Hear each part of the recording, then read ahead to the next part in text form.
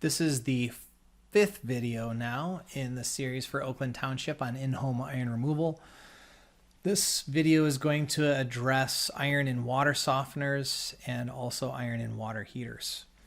Previous videos talked about iron filters and sediment filters. I think that was video number 4. And then we talked about polyphosphate. We talked about iron, the municipal water treatment that occurs in video 2, and then the hydrant flushing and system flushing for your own house in video 3. So let's talk about iron in a water softener. So a softener's primary function is to remove water hardness, which is calcium and magnesium. It's not related to iron. And the effects of hard water are it leaves a white film on fixtures and dishes. Solid deposits of calcium carbonate can form in hot water heaters, and then more soap or detergent is needed to get things clean. The calcium carbonate in a water heater ends up looking kind of like oatmeal when you go to do a water heater flush. There'll be a photo of that later on. Most softeners are not designed to handle iron. I will say this, if there is soluble iron that's not sequestered, your water softener will remove it, but it can cause some other issues, which we'll address here.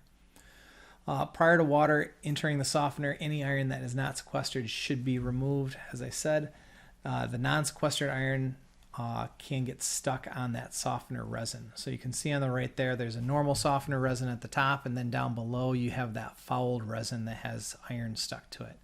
If you have iron stuck to the resin, it makes the resin less effective to remove the actual hardness that you're targeting.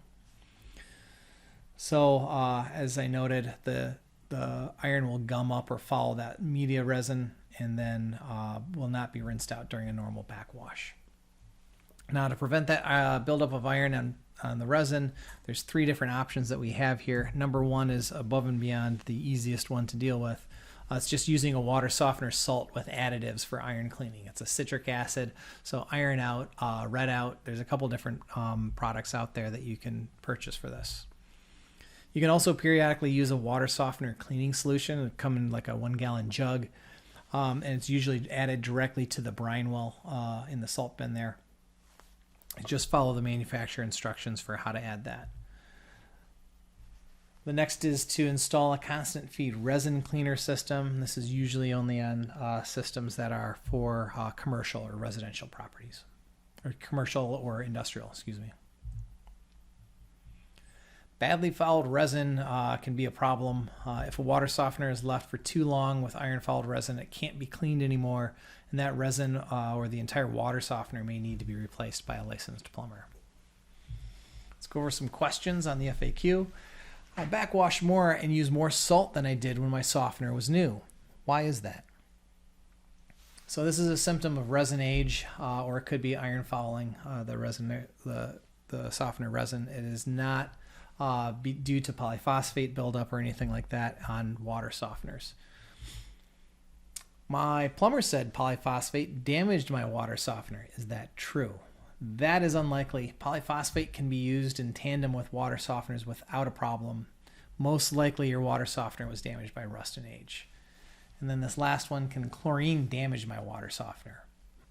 And can, but it is unlikely at the concentrations that we see in the Oakland Township water system. So an oxidizer like chlorine can slowly turn a resin media into kind of a useless gel. So higher levels of an oxidizer will break down that softener resin more quickly. We usually only see this in industrial situations where high concentration of chlorine is used for disinfection.